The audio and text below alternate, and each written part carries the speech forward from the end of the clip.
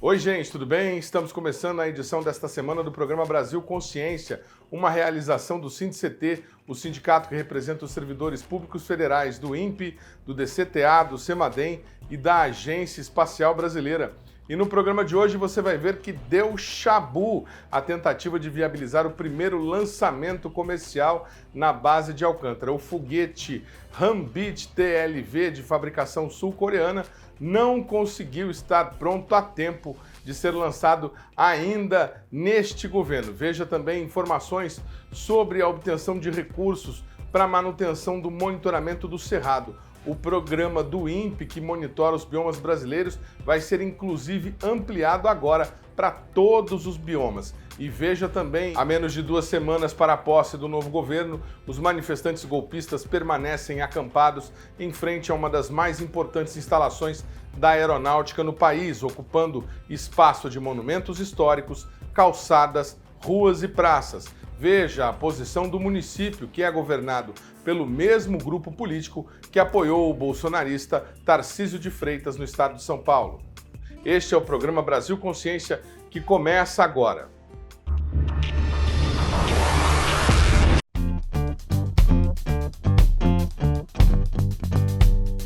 Após 3 tentativas frustradas, a Agência Espacial Brasileira anunciou na última quarta-feira o adiamento por tempo indeterminado da chamada Operação Astrolábio, que pretendia realizar o primeiro lançamento de uma empresa privada dentro das instalações do Centro de Lançamento de Alcântara, base da Força Aérea Brasileira.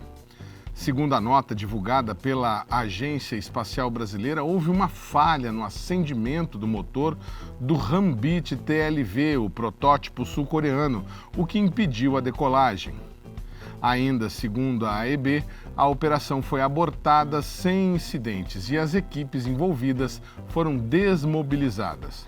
A AEB informou ainda que a empresa InnoSpace vai analisar os dados colhidos na operação e, tão logo seja possível, será definida uma nova data de lançamento. Conforme nós mostramos aqui no Brasil Consciência, a empresa e a aeronáutica haviam realizado uma operação de guerra para tentar viabilizar o primeiro lançamento de Alcântara desde a aprovação do Acordo de Salvaguarda Tecnológica com os Estados Unidos. Nós temos um plano, de operações, dentro desse acordo com o DCTA, que é uma previsão de lançamento até o dia 21 de dezembro. Então, dentro do nosso cronograma, nós temos nós abrimos uma janela. A gente fala janela, porque você não diz o dia do lançamento? Porque o dia do lançamento depende das condições climáticas, depende se tudo funcionou direitinho, se não vai ter que fazer nenhuma correção, nenhum ajuste, Então, a gente abre uma janela e a nossa janela está prevista de 12 a 21 de dezembro. O foguete, ele, pela sua estabilidade, por todos os critérios que a gente tem, de segurança com relação a ele, e também pela velocidade que nós tivemos que impor para a operação, para que ela ainda ocorresse esse ano, nós optamos por fazer, nesse primeiro lançamento, o transporte aéreo do nosso foguete, que é o Hanbit TLV. A exploração comercial de Alcântara foi a grande justificativa para a assinatura do acordo, que, segundo o atual governo, poderia trazer ganhos do mercado espacial internacional ao Brasil. Nesta primeira operação, porém, não houve nenhum retorno financeiro, uma vez que o lançamento foi definido como parceria sem custos entre a empresa InnoSpace e o DCTA, supostamente para testar o Cisnave, um sistema de navegação inercial que foi desenvolvido pelo Brasil. Em 2021, nós iniciamos as tratativas com a Força Aérea Brasileira. Nós fizemos um acordo de parceria tecnológica para testarmos o nosso foguete e, em contrapartida, testarmos tecnologia brasileira, embarcar tecnologia brasileira e testar a tecnologia brasileira e assim, auxiliar o desenvolvimento tecnológico aeroespacial brasileiro também. O cancelamento do lançamento do foguete sul-coreano é mais um capítulo no histórico de tentativas frustradas da Força Aérea e da Agência Espacial Brasileira em viabilizar um lançamento de um foguete capaz de levar um satélite ao espaço. O Cisnave, por exemplo, que teria sido testado no foguete Rambit TLV, foi desenvolvido inicialmente para o VLS, Veículo Lançador de Satélite Brasileiro, que explodiu no CLA há pouco mais de 19 anos, matando 21 técnicos e pesquisadores. Depois do acidente, o VLS foi declarado obsoleto e descontinuado pela aeronáutica. Já o Cisnave seria usado no VLM, o veículo substituto do VLS, mas que também patina em seu desenvolvimento. Em 2021, o Ministério de Ciência e Tecnologia chegou a realizar um teste com o motor do VLM, o chamado S-50.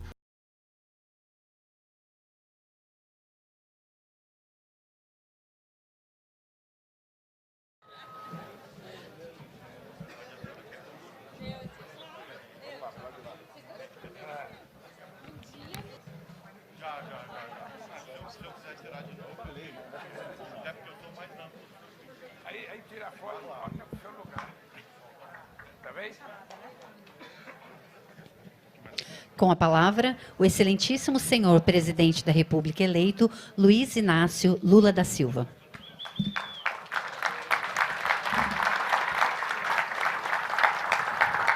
Bem,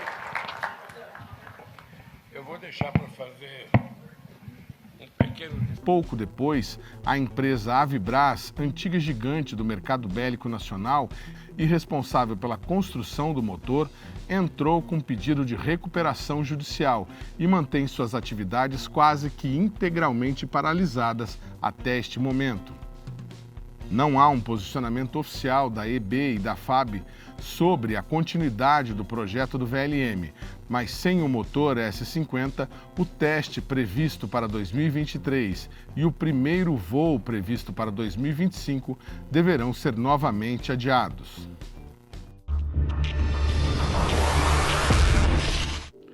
Em meio aos fracassos para o desenvolvimento de foguetes lançadores de satélite no Brasil, o Ministério de Ciência e Tecnologia anunciou recentemente o resultado preliminar de uma chamada pública para empresas interessadas em desenvolver um veículo lançador de micro e nanosatélites.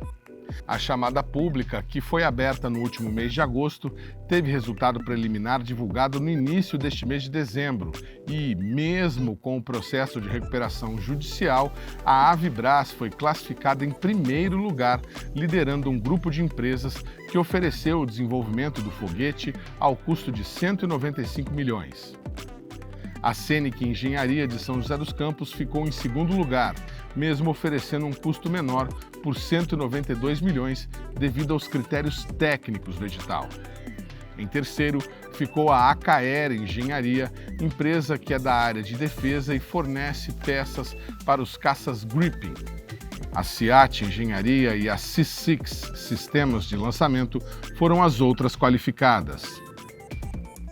Em julho deste ano, durante a SBPC, o Brasil Consciência questionou o ministro Paulo Alvim sobre a abertura das chamadas e a contradição entre os investimentos para o setor privado ante aos cortes de recurso para o setor público. O senhor falou também sobre a retomada dos investimentos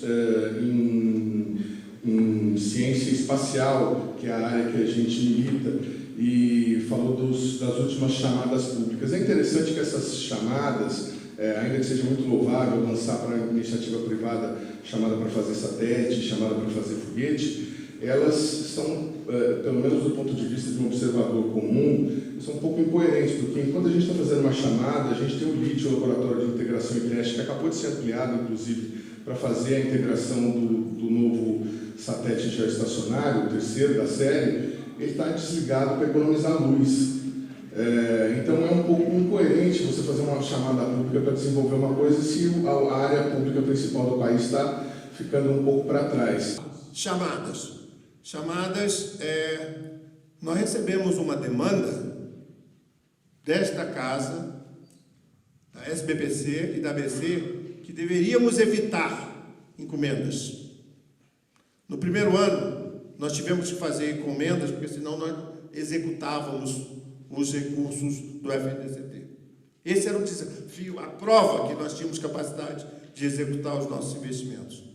Desde então, nós realizamos chamadas públicas, e temos regras, e esses são discutidos no âmbito do CD do FNDCT. Tem chamadas para pesquisa, para as ICTs, e tem chamadas para subvenção econômica. Projetos de pesquisa que, se envolvidos com ICTs, são mais pontuados. O LIT, ele tem que ser utilizado como prestador de serviço, e aí vai ter oportunidade. E o caso específico do LIT. E nós estamos mudando um cenário, né? Está aqui o meu presidente da Agência Espacial. Nós estamos saindo de um cenário de grandes estruturas espaciais para estruturas de menor porte. E esse é o desafio que responde a essas chamadas do setor espacial, que foram construídas, ouvidas o setor. Não é ouvido o setor, a instituição A ou B. Ouviu o seu setor acadêmico, o setor empresarial e o instrumento de política pública. Então, as chamadas do setor espacial respondem a uma expectativa atual do setor espacial, olhando para frente, não fruto do passado. Onde temos que ter a preocupação de como a gente engaja esses investimentos anteriores dessas infraestruturas. Então, esse tem sido o direcionamento que tem sido conduzido no âmbito do MCTI, e isso tem sido discutido no CD do FNDCT.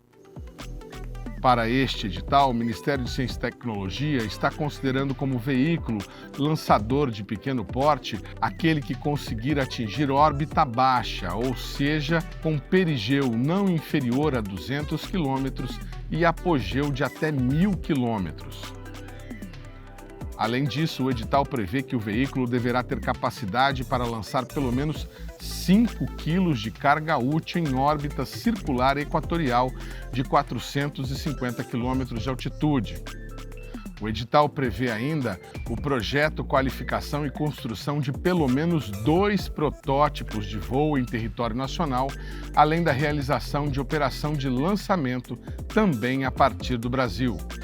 O resultado final deste edital deverá ser conhecido em março do ano que vem. Uma companheira que será ministra da Ciência e Tecnologia, a nossa companheira do PCdoB, Luciana Santos.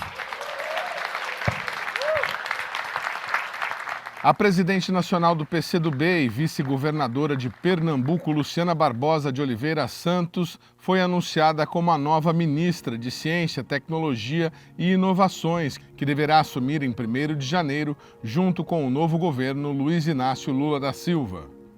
Engenheira elétrica formada pela Universidade Federal de Pernambuco, ela atuou como integrante da Comissão de Ciência e Tecnologia na Câmara e será a primeira mulher à frente do Ministério de CIT desde a criação da pasta. Entre os anos de 2009 e 2010, foi secretária estadual de Ciência, Tecnologia e Meio Ambiente no estado de Pernambuco durante a gestão do governador Eduardo Campos. Em seu perfil no Facebook, a nova ministra escreveu: "É uma honra, um trabalho que assumo com muito compromisso e com muita disposição. Depois de 4 anos de negacionismo, a ciência vai voltar a ser prioridade neste país." O programa Brasil Consciência vai para um rápido intervalo e, na sequência, você confere as informações sobre o monitoramento do Cerrado e a extensão para todos os biomas brasileiros. É um instante só, não sai daí.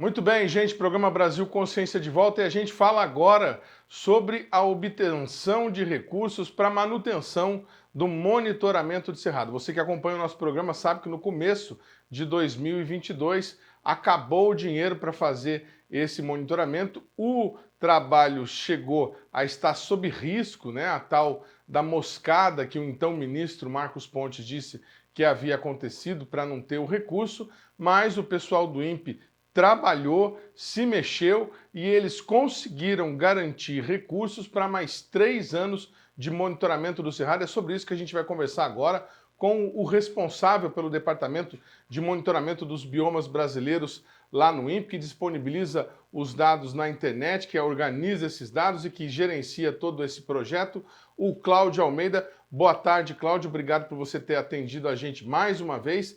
Boas notícias, né? O monitoramento do Cerrado está garantido. Como é que vocês conseguiram esse dinheiro, Cláudio? Boa tarde. Pela oportunidade de estar aqui, né? A gente teve aqui ano passado, explicou a situação, toda a dificuldade que a gente estava tendo, né? E isso ajudou a sensibilizar as autoridades da importância de tudo isso. Esse espaço que vocês davam para a gente falar sobre o nosso trabalho, sobre como está acontecendo as coisas aqui, é um espaço muito importante. Então, muito obrigado, né, pelo convite para agora voltar e falar disso agora, de como é que está a situação. Como você colocou aí agora, né, nós conseguimos aprovar um recurso. Esse recurso é da ordem de 15 milhões de reais, é um recurso com previsão para 3 anos, execução de 3 anos de projeto, né, e ele foi aprovado dentro do FNDCT, do Fundo Nacional de Desenvolvimento de Ciência e Tecnologia, que tem a gestão da FINEP. Então, esse projeto a gente conseguiu, ele já tinha tido uma sinalização positiva. Lá em 2021, a gente já vinha tentando aprovar esse recurso, né? Só que daí o que aconteceu? Houve o contingenciamento do dinheiro do FNDCT, você vai lembrar, né, todo o recurso que estava do FNDCT foi recolhido, então a gente não conseguiu fazer ele andar naquele momento. Esse ano, a gente conseguiu rapidamente, desde o começo do ano, já trabalhando em cima disso, já tinha aquela sinalização positiva, a gente, então, aprovou o projeto no FNDCT, houve a aprovação do Conselho Diretor do FNDCT. A partir disso, a gente construiu, então, uma proposta mais detalhada de tudo que vai ser feito no projeto, né? Chama projeto Biomas BR Cerrado, desculpa, é o Biomas BR Cerrado, MCTI. Então, a gente, com esse projeto detalhado, ele foi aprovado, o recurso foi aprovado dentro do FINEP, havia disponibilidade do FNDCT para esse ano, então foi designada essa parcela, a primeira parcela, uma parcela de 9 milhões de reais, já foi transferida para a FUNCAT, que é a fundação de apoio que trabalha nesse projeto, que vai fazer, então, toda a gestão administrativa e financeira é feita pela fundação de apoio, né? É o modelo que a FINEP trabalha. A FINEP ela não transfere recursos para o INPE, ela transfere sempre para uma fundação de apoio. Então, esse recurso já foi transferido para a FUNCAT. A gente também já conseguiu resolver a questão jurídica desse apoio financeiro entre INPE e Fundação de Apoio, como é que vai ser o modelo, toda a documentação. Então, agora, o dinheiro chegou na FUNCAT em julho desse ano, ele foi aportado, foi feito o depósito dessa primeira parcela pela FINEP, e agora, em novembro, a gente conseguiu, finalmente, assinar, né, resolver toda a questão burocrática entre INPE e FUNCAT, e foi feita a assinatura desse que a gente chama de convênio espelho, né, entre o INPE e a Fundação de Apoio para a execução desse projeto. Então, agora a gente está começando a parte operacional mesmo, né? Vamos fazer a contratação dos bolsistas que vão trabalhar, contratação de equipamentos. Então, agora a gente está naquela fase de publicar os termos de referência para comprar equipamento, publicar termos de referência para contratar os bolsistas, né, justamente para poder ter continuidade no monitoramento. Portanto, você colocou aí, quer dizer, o dinheiro já está na conta, já recebeu o recurso, né? É dinheiro firme, né? Não é, não tem uma perspectiva, você vai liberar o recurso. Não, o dinheiro já foi liberado, a FINEP fez o depósito, ele já está na conta corrente da FUNCAT, tem uma conta, óbvio, como todo projeto que a Fundação faz a gestão, tem uma conta específica para isso, né? E ele está lá, então, para ser usado pelo projeto. Já está, para a FINEP, ele já está em execução já. Cláudio, agora, quando a gente falou há 11 meses, mais ou menos, sobre o problema, naquele momento você tinha uma situação emergencial e teve que cortar algumas pessoas que estavam atuando no monitoramento para manter o serviço de maneira essencial, o fundamental. Como é que fica agora com relação à obtenção desses recursos? E você falou para a gente que, sobre a contratação de bolsistas. Não é problema do programa do monitoramento do Cerrado, nem é problema do INPE, mas nós também estamos tendo problemas com o pagamento de bolsas, né? Nós tivemos recentemente, esses dias agora, um contingenciamento, depois se liberou o recurso. Como é que fica isso? Esse dinheiro que você está recebendo pode pagar as bolsas? Está garantido o pagamento aos bolsistas? E como é que fica a questão do pessoal? Vocês vão conseguir ampliar o número de pessoas e o número de serviços oferecidos pelo programa? Bom, muito boa essa questão, João. Primeiro, assim, o modelo que a gente segue, né, por determinação da assessoria jurídica, é que o INPE não pode, a Fundação de Apoio não pode contratar pessoas para fazer esse trabalho. Eu não posso contratar o serviço de uma pessoa física qualquer, porque esse modelo não é permitido ao INPE usar a Fundação de Apoio para fazer essa contratação de pessoas, segundo a visão da assessoria jurídica da União. Então, o que a gente tem feito, o que o sistema permite você pode contratar bolsas, né, de estudos, não de estudo, desculpa, bolsa de execução disso, né, usando o modelo do CNPq, então tem aquelas bolsas DTI, bolsa de especialista visitante, né, os diversos modelos que o CNPq utiliza. Usando esses mesmos modelos, né, a nossa Fundação de Apoio, a FUNCAT, pode, então, fazer a contratação de bolsistas para trabalhar no projeto, né? E é isso que vai ser feito. Então, parte desse recurso vai ser usado para pagamento desses bolsistas. Ele segue o mesmo modelo lá do CNPq, mas o recurso não é esse recurso do CNPq, é esse recurso que já foi depositado lá na FUNCAT.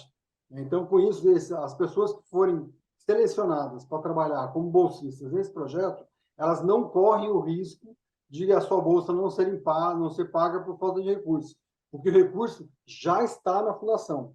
Então, como eu falei, são duas parcelas, uma parcela de R$ 9 milhões e uma segunda parcela de R$ 6 milhões. A segunda parcela vai ser liberada quando a gente comprovar que 80% do recurso da primeira parcela já foi empregado. Então, isso tem assim, a garantia de que esse recurso está lá, está disponível, não tem nenhum risco dessa bolsa não ser paga, de atrasar, de ter um problema, porque esse não é um recurso que venha do CNPq ou que venha da CAPES, não. O modelo de bolsa é o mesmo modelo, ele segue os mesmos princípios, as regras de contratação que o CNPq tem, mas ele é pago diretamente pela nossa Fundação de Apoio, no caso, a FUNCAT. Tá? Então, isso tranquiliza o projeto, porque a gente não corre o risco de, não, daqui 2 meses o CNPq não tem dinheiro e aí para o projeto. Não. Nesse caso, como é um recurso que já está garantido, já está em caixa, então não tem esse risco de descontinuidade durante esse modelo. A dificuldade que a gente tem com esse modelo de bolsas é contratação de um pessoal, por exemplo, mais especializado. Você pegar, por exemplo, o pessoal da área de informática, área de TI, que faz, por exemplo, hoje todo o dado do Cerrado, ele fica disponível na Terra Brasilis. Então, você vai lá na Terra Brasilis, está disponível. A equipe que faz a manutenção desse banco, que faz a gestão e tal, é uma equipe muito difícil, você não consegue contratar via bolsa de CNPq, porque o valor da bolsa de CNPq é um valor muito distante da realidade de mercado dessa equipe. Então, para essa equipe, a gente tem que ter um outro formato de contratação, fazer uma licitação, contratar uma empresa que forneça esse tipo de profissional. A gente previu um recurso para fazer isso, e agora estamos, então, numa fase justamente de montar esse processo e licitar esse serviço. Tá, mas me perdoe, com relação ao pessoal, você estava em regime de exceção, sim. menos funcionários, e agora você vai conseguir compor uma equipe maior? Vocês vão ampliar os serviços que vocês ofereciam? Isso, agora a gente vai ter uma equipe a gente estava com uma equipe muito limitada, bastante tivemos que manter só o emergencial para poder manter funcionando a equipe, né, que só foi possível com esse recurso que veio via a FIP Paisagens, né, um projeto com a gestão do Banco Mundial, um projeto que tem a liderança do Serviço Florestal Brasileiro, do MAPA, e que tem a gestão financeira do Banco Mundial. Eles conseguiram nos aportar um recurso emergencial, como o dado do PRODES é um dado crucial para poder ter o FIP Paisagens, eles entenderam a importância e então fizeram esse aporte para poder manter essa equipe mínima necessária. O que a gente agora, usando esse recurso, eu vou poder ter uma equipe maior, né, que vai ter mais segurança nesse material, a gente vai poder ter um tempo de revisita, por exemplo, no dado do DT com maior frequência, você poder analisar mais imagens, né, e principalmente a gente vai poder fazer agora, acho que o grande ganho que traz é que eu posso pegar uma parte da equipe e colocar em inovação. Né? A gente tem que começar, não adianta assim, o produto que a gente faz, de mapeamento, né, ele está em constante evolução. Né? Esse ano, eu não pude fazer nada, zero evolução. Eu tive que fazer só o feijão com arroz, assim, para poder entregar o dado.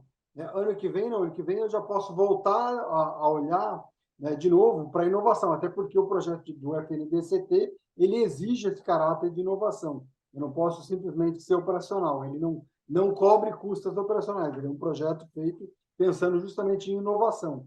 Então, a gente tem que, agora eu tenho possibilidade de alocar uma parte significativa da equipe nessa parte de inovação, de desenvolver novos algoritmos, testar novos algoritmos, avaliar isso, né, na questão de automação dos processos, para a gente poder ter um produto mais rápido ainda. A ideia é que a gente possa cada vez mais ter um produto mais confiável e mais rápido para a sociedade. Perfeito, Cláudio. Bom, e para a gente poder saber quando é que isso vai começar, o dinheiro já está na conta, vocês estão lançando aí contratação de pessoal, quando é que o monitoramento do Cerrado deve voltar a plenos pulmões? A nossa expectativa é que a partir de fevereiro essa equipe já esteja aqui dentro do INPE trabalhando com a gente. Né? Então, a partir desse começo de fevereiro, março, a gente já está com tudo rodando já. O monitoramento não parou em momento algum, né? A gente fez todo o esforço, se desdobrou, usamos esse recurso que veio de fora, usamos parte da equipe também. Assim, a equipe é uma equipe extremamente comprometida, irmão. Né? Então, a gente conseguiu absorver internamente a demanda que havia, né? Assim, com muito esforço pessoal das pessoas, para não deixar parar o monitoramento. Então, a gente continuou entregando o DT. Se você for lá na página do DT, lá do Cerrado, você vai ver que nunca deixou de ser produzido o dado do DT. Foi feito o monitoramento do PRODES Cerrado, que a gente acabou de entregar, você deve ter visto aí, né? Ontem a gente fez a disseminação pública desse dado, né, do dado do monitoramento do PRODES Cerrado 2022, né, e a gente, então, vai continuar mantendo isso. A partir de fevereiro, essa equipe, que hoje estava, fevereiro, março, ela começa, a parte que estava contratada com dinheiro do FIP, migra para esse recurso do FNDCT, e a gente complementa a equipe de desenvolvimento, que hoje não tinha, a gente complementa essa equipe usando esse recurso. Muito bem. Bom, falando então dos dados que vocês conseguiram aí a duras penas, num esforço de trabalho, manter, o dado aponta, né, os índices de desmatamento de um ano, de agosto de 2021 a julho de 2022, um aumento de 25% no desmatamento, também no Cerrado, a exemplo do que já vem acontecendo no bioma da Amazônia. O que vocês conseguiram observar sobre esse aumento? Tem algum estado em que ele tenha ocorrido mais? É possível identificar alguma atividade que tenha desmatado? Agricultura, queimada? O que aconteceu com o Cerrado brasileiro nesse período? Olhando para esse período, né, a gente percebeu os estados que estão com maior desmatamento. Né, eu posso até compartilhar aqui, se a minha habilitar, posso compartilhar aqui a minha tela, Vamos colocar aqui. Então, se a gente olhar aqui para a nossa tela, aqui, você vai ver que esse aqui é o monitoramento, a página lá do Terra Brasilis, né, que mostra justamente o monitoramento do Cerrado. Né? Então, olhando aqui para o monitoramento do Cerrado, a gente vê ano a ano como é que foi. Ano passado, a gente estava aí com 8.500 km², esse ano pulamos aí para 10.700 km², esses 25% que você está falando aí justamente. Então, você vê que aqui, esse aumento, né, aqui, quando eu clicar só aqui no ano de 2022, ele vai mostrar justamente quem é que teve as maiores contribuições. Então, aqui a gente percebe que a maior contribuição nesse ano, né, de 21 para 22, foi o Maranhão, né, seguido de Tocantins, Bahia e Piauí. Então, esses 4 estados, né, é o que o acrônimo famoso Matopiba, outros são Mapitoba, você pode escolher do jeito que você quiser, mas é a região, esses 4 estados é onde existe a maior expansão da fronteira agrícola brasileira. Essa fronteira está crescendo hoje nessa região. É uma região muito plana, que tem uma facilidade muito grande de mecanização, então você tem grandes aberturas de áreas nessas regiões, são os estados que têm a maior contribuição nesse período.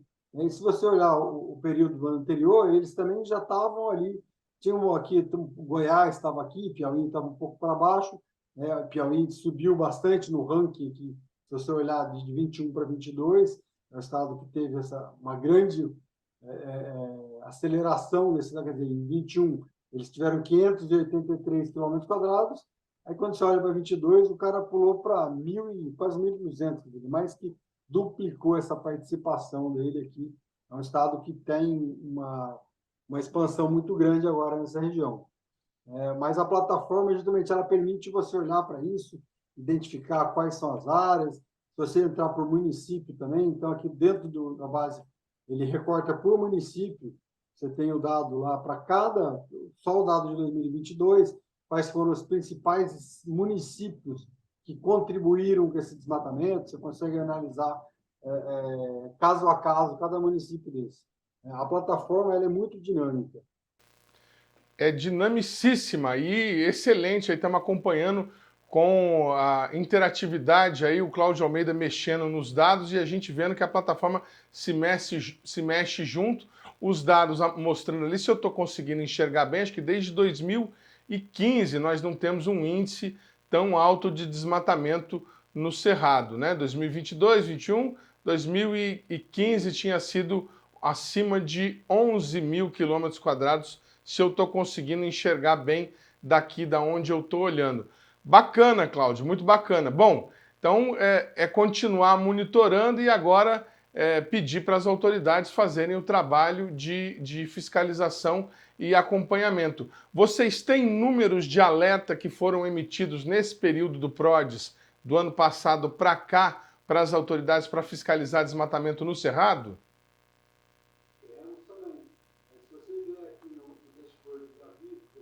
Olha que espetáculo, tudo à mão.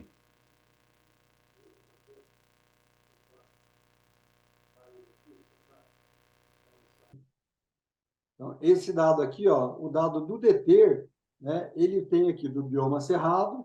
Então, você tem mês a mês, você tem o dado diário, se você quiser acompanhar ele dia a dia, ele está disponível aqui. Então, eu quero saber só os dados, por exemplo, do mês a segunda quinzena de novembro, tá? Então, eu quero saber do dia 16 de novembro de 2022 até o dia 30 de novembro de 2022.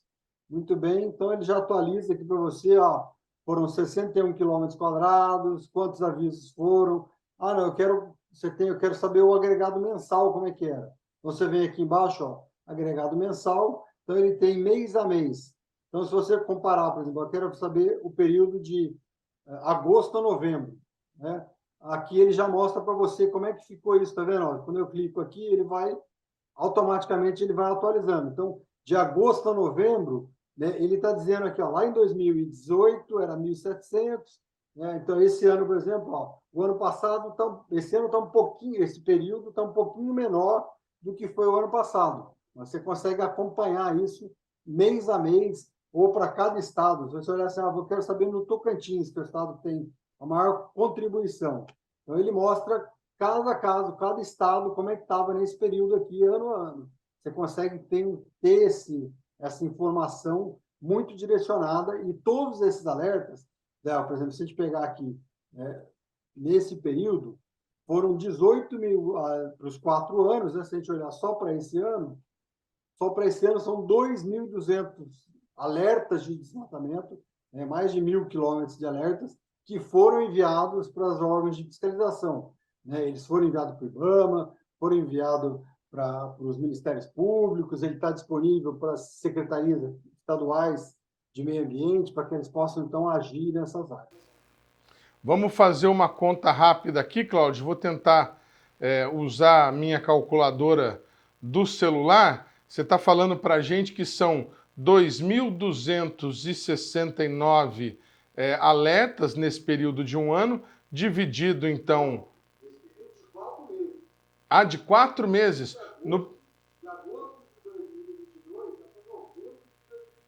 E do período anual, do agosto do ano passado ao julho desse ano, que é o que o PRODES colocou.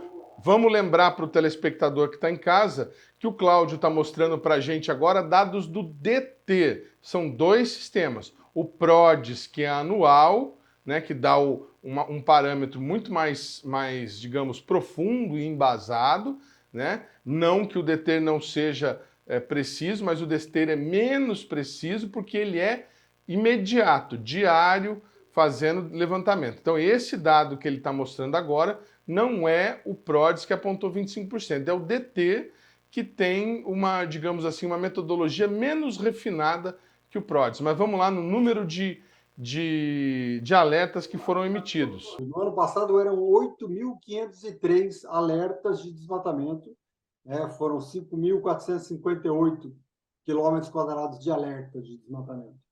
Feito nesse período todo. Então, 8.503 dividido por 365, vocês conseguiram emitir 23 alertas, 29, quase 23 alertas e meio por dia de desmatamento nesse período, mesmo trabalhando em regime de excepcionalidade com menos funcionários. Bacana, viu, Cláudio? Sensacional a ferramenta Terra Brasilis, que nós já mostramos outras vezes aqui no programa, e sensacional o trabalho. Obrigado por você ter atendido a gente mais uma vez. Uma coisa bem legal, se você me permite rapidamente aqui, uma coisa que eu acho bem legal da gente olhar também, é o seguinte, aqui na... Aí, deixa eu só diminuir aqui, tirar esse cara para ele poder... Aqui. Uma coisa bem interessante é o seguinte, aqui no dado do PRODES, né, olhando para o PRODES, agora, além da Amazônia e Cerrado, tem todos os outros biomas também, Edmundo. Né? Ontem, a gente também, se você me permite a propaganda aqui, a gente conseguiu perfeitamente, vamos divulgar. Lançar, né, todos os biomas. O dado do PRODES antes só tinha para Amazônia e Cerrado. Agora, a gente tinha um projeto que foi financiado pelo Fundo Amazônia, né, o projeto Biomas. A gente conseguiu construir uma série histórica para todos os biomas. Então, agora você tem o dado disponível. Você quer saber lá da Caatinga? Pois não. Você clicou aqui na Caatinga, você já vai ter o dado. Vamos lá, espero que ele me... não me fez passar vergonha. Quase morri do coração aqui, mas está aqui. Ano a ano, você tem o dado, quanto está o dado desmatado para o bioma Caatinga. Ele vai mostrar qual a contribuição de cada estado no desmatamento em cada um dos anos. Então, com isso agora, a gente está, então, com a capacidade de informar o desmatamento em todos os biomas brasileiros. A gente está com um dado completo de monitoramento de todos os biomas. O grande desafio que a gente tem agora, é justamente encontrar recursos para continuar esse projeto. Esse projeto do BNDES, ele nos permitiu construir essa série histórica. A gente, em março do ano que vem, vai atualizar até 2022, ela está aqui até 2021, né, para esses outros 4 biomas. Em março do ano que vem, a gente vai concluir a atualização, só que aí eu preciso encontrar uma fonte de recurso que permita a continuidade do monitoramento desses outros 4 biomas. A gente tem que continuar na correria aí. Vamos contar com o apoio de vocês. Então, vamos pontuar a notícia aqui para o nosso telespectador. O PRODES, que é a medição do desmatamento anual, a mais precisa, a mais refinada, o dado oficial do desmatamento era feito apenas na Amazônia e no Cerrado. Vocês conseguiram recursos para estenderem mais 3 anos o monitoramento do Cerrado. Da Amazônia, imagino eu, já é um outro programa, está garantido também. E agora vocês lançaram, primeiríssima mão, ontem, né? Estamos gravando esse programa... estamos gravando esse programa no dia 15 de dezembro, isso que vocês conseguiram ontem, no dia 14, incluíram também no PRODES o desmatamento da Mata Atlântica, do Pampa, do Pantanal e da Caatinga. Então, todos os biomas brasileiros estão incluídos no Terra Brasilis nesse momento, e aí vocês vão precisar, no ano que vem, buscar recursos para esses 4. Já tem estimativa de quanto que vai precisar de dinheiro, Cláudio? Olha, a gente não... Esse projeto com o Fundo Amazônia, para construir a série histórica, foi um projeto de 40 milhões de reais, mas porque tive que construir toda a série histórica, foi bem mais complexo isso. Mas a gente está agora justamente tentando fazer uma estimativa melhor de quanto vai ser só a continuidade desse dado. O ideal, Edmundo, é que a gente tenha esse recurso dentro do próprio... A gente tem uma ação, que é a ação 20V9, né, do Estado brasileiro, que faz o monitoramento, que a gente tivesse o aporte de recursos lá dentro. Exatamente qual o valor, ainda prefiro a gente melhorar essa minha estimativa para não dar um dado que, vou dizer que é 10 milhões, não era 10, era 8, era 15. Então, a gente está fechando esse dado, até porque tem uma série de atualização, né, de valor de bolsa, de um monte de coisa, então eu prefiro trabalhar com um valor mais preciso no ano que vem para a gente definir isso aí. Mas é importante o Estado saber, o governo saber que a gente vai ter necessidade desse recurso para poder continuar esse monitoramento agora. Muito bem. Então, aí, informação. Alô, Grupo de Transição de Ciência e Tecnologia, vocês vão entregar aí as medidas, as sugestões de medidas para o próximo governo no sábado, já avisando vocês que tem mais um parênteses aí para vocês incluírem. Cláudio, muito obrigado mais uma vez pelas informações e por esse furo que você está dando aqui para a gente com essas informações novas sobre o Terra Brasilis. Parabéns pelo trabalho, viu? Obrigado, Edmundo, pelo espaço. É sempre um grande prazer. Um abraço. Um abraço. O programa Brasil Consciência vai para um rápido intervalo. A gente volta já já. Um instante só, não sai daí.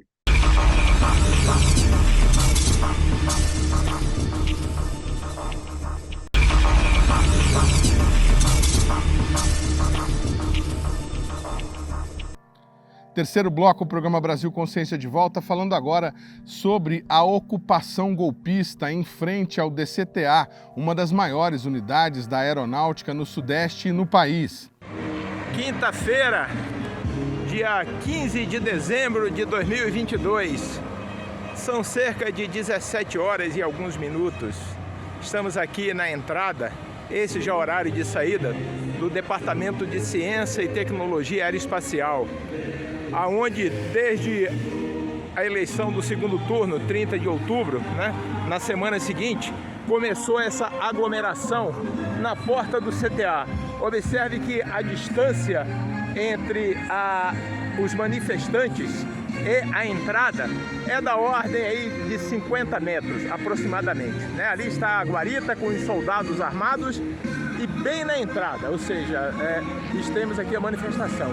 E já virou uma feira, tem de tudo. Faz-se alimentação, vende-se roupa, tem som. Todos esses carros que vocês estão vendo, todos eles parados em local proibido. Ali dá para ver a placa daquele automóvel, né? RX 4G62, né? Todos esses carros parados em lugar proibido. Já acionei a distinta prefeitura e diz que está monitorando, mas esse tem um mês que eles estão monitorando, tá?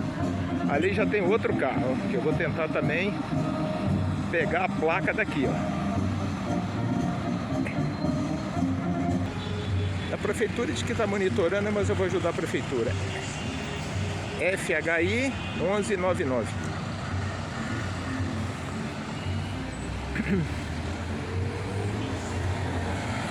não vê-se um marronzinho aqui, nenhum. Esse aí, DPL 5005. Na verdade é OPL, né? O QPL. Mas está registrado aí. A prefeitura, pela marca do carro, conseguirá facilmente identificar. Se quiser, obviamente. E ali vocês veem o outro lado. Aquilo é um jardim, tá? Aquilo ali não é um lugar. Eles estão subindo no jardim, né? Estão danificando. E observem, aquele ali tá com a placa bem exposta. Estou tentando pegar aqui no foco da minha máquina. Espero que dê. Os demais vocês vão ver que estão todos cobertos, ó. E aí eu perguntei à prefeitura como é que eles podem monitorar esses carros se suas placas estão todas elas escondidas. A pergunta é, onde está o poder público, né? Isso é prevaricação, né? É você permitir a ocorrência do delito sem exercitar a sua função pública, né? No caso aí, a prefeitura. Então é isso que nós estamos vivendo no dia 15 de dezembro de 2022, há 2 semanas da assunção do novo presidente democraticamente eleito nas eleições do dia 30 de outubro. Presidente este já diplomado no último dia 12, né? E hoje, no dia 15, o nosso ministro do TSE determinou aí várias operações da Polícia Federal no sentido de coibir esse quadro. Ali é o monumento do Casimiro Montenegro Filho, um dos maiores brasileiros de todos os tempos. Monumento este totalmente ocupado, como vocês estão observando. Ali estão os logos, né, dos vários institutos que compõem o Departamento de Ciência e Tecnologia Aeroespacial. E ali está SOS, Forças Armadas, a bandeira e mais o acampamento. O Montenegro está aqui, ó, que está ali com o braço direito estendido, bem aqui, ó, no canto superior esquerdo aí da imagem. Bom, aqui nós estamos na saída do CTA, né? Como eu disse, hoje é dia 15 de dezembro de 2022, devem ser cerca de 17 horas e 50 minutos.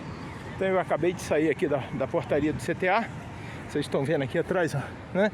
E aqui vou eu. Boa tarde, eu peço por gentileza todos comparecerem aqui em frente ao DCTA, pessoal da tenda, pessoal do outro lado da rua, do semáforo, aqui do gramado, ao nosso redor. A sua presença é muito importante, em hora, nós vamos fazendo o nosso grito de guerra. Aqui é o monumento do Montenegro ali, ó. Aquele cidadão ali, ó. Ele é o cara que criou tudo isso aqui. Mal sabia ele que um dia isso ia acontecer.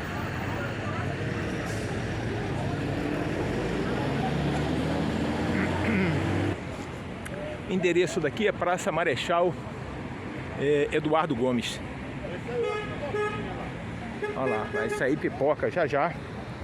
E aqui está o que era o jardim, né? Ó, a turma buzinando. Olha lá, os carros todos com as suas placas devidamente cobertas, né? E aí, ó, tudo isso aí é o jardim aqui de frente ao CTA, né? Que está o ponto de ônibus, ali onde eu estava, atrás daquela grade ali, né?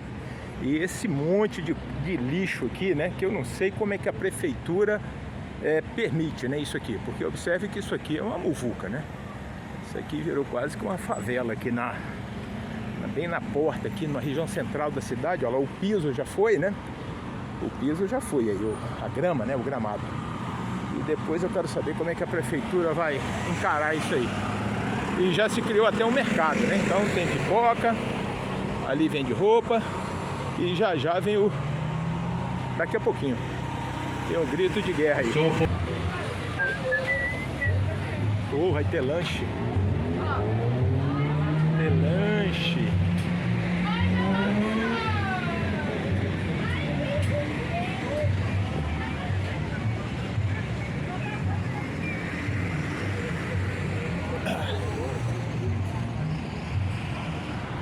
Olha os carros aí, com as placas todas cobertas, ó. Aqui, ó.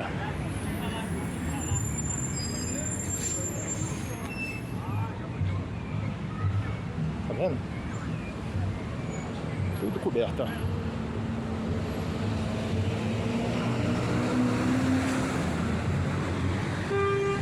vendo aí, ó.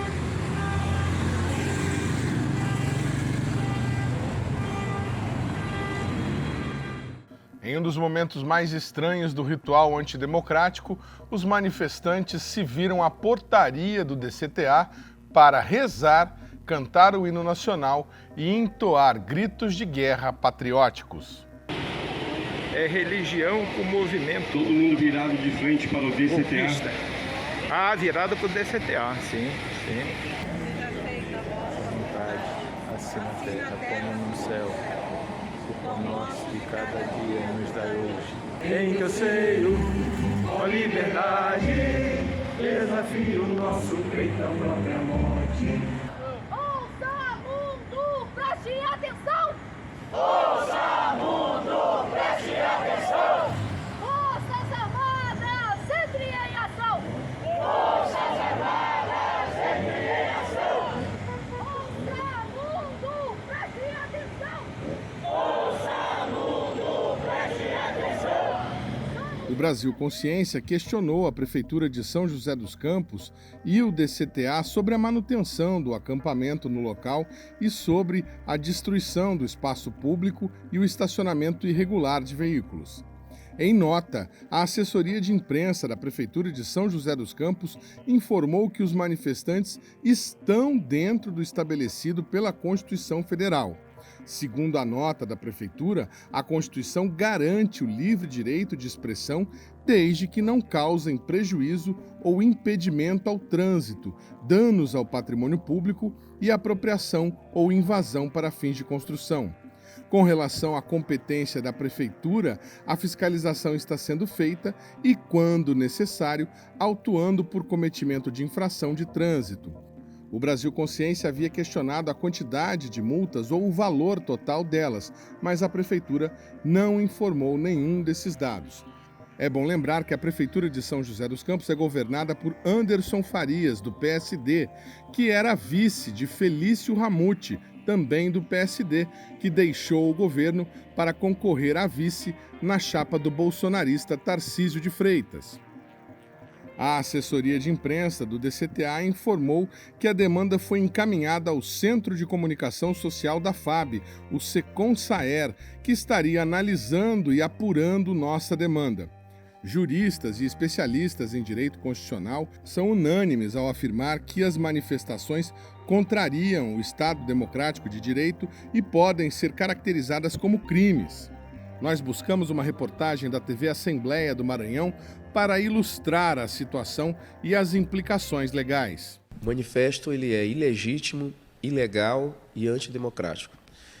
O simples fato do candidato perder, do meu candidato perder, não me dá o direito, na realidade, de eu solicitar, ou desejar, ou instigar, ou incentivar um ato antidemocrático, ou seja, uma intervenção militar.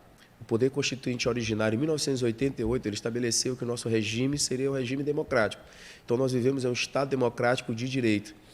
Portanto, não existe mais espaço, no nosso país não existe mais espaço para que nós tenhamos um retrocesso de uma ditadura.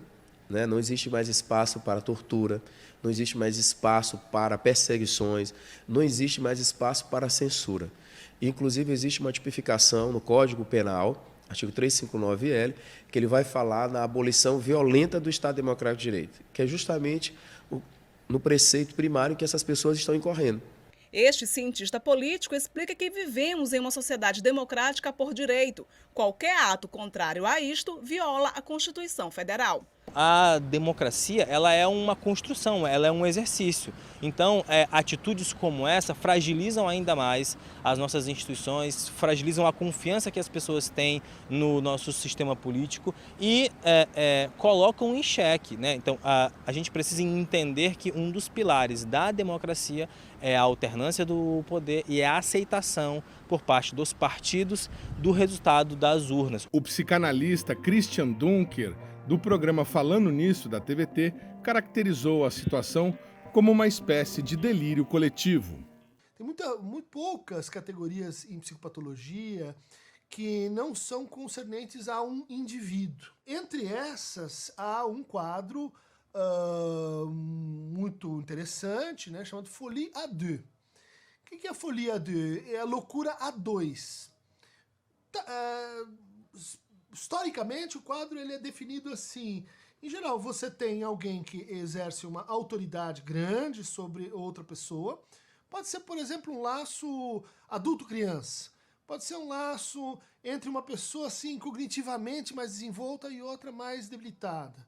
Pode ser um laço do tipo, olha, eu reputo muita autoridade e poder para essa pessoa e muito pouca para mim. Então essa diferença, que ela é uma característica regular, né, da folie à deux, vai levar à ideia de que você tem um polo irradiador de um delírio. E o outro reverbera esse delírio, o outro acompanha esse delírio porque mantém uma relação assim de dependência, de identificação, uma relação amorosa, de devoção muitas vezes com esse que está assim mais proeminente. Então a gente pode encontrar várias situações, aquele chefe de seita, né, que tem abaixo de si aquele grupo de devotos e não adianta dizer assim, não, mas peraí, tem um mundo lá fora, porque se forma então uma patologia coletiva. Ela não é assim o diagnóstico individual só das pessoas somado, né? Ela é uma formação artificial. E é isso que a gente tem nos processos políticos ligados ao autoritarismo, ligados ao neofascismo, ligados a manipulações de massa, né? Especificamente quando você consegue induzir uma espécie de proteção, de acolchoamento, de distanciamento em relação a tudo que nega ou contraria o delírio. Então, se você diz assim, não, mas peraí, outro pensa diferente, o outro é imediatamente desqualificado. Se você diz, não, mas tem provas assim da realidade, não, essas provas foram trazidas por pessoas mal intencionadas. Se você diz assim, não, mas a justiça diz outra coisa, não, mas a justiça está comprada. Se você diz assim, não, mas a ciência diz outra coisa, não, mas a ciência tem os seus interesses. Ou seja, você vai, vamos dizer assim, destruindo todas as instâncias que poderiam funcionar como um terceiro entre aquele líder, vamos dizer assim, e o liderado, né? Entre o chefe de seita e os seus seguidores. Esse encapsulamento, ele é conhecido, típico do funcionamento de seita.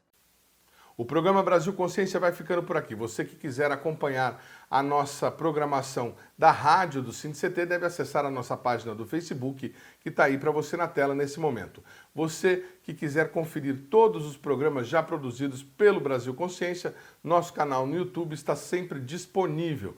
Dúvidas, críticas, sugestões, reclamações, nosso e-mail é o canal para que você possa se comunicar com a gente. A gente volta na semana que vem com mais uma atração inédita para vocês. Até mais!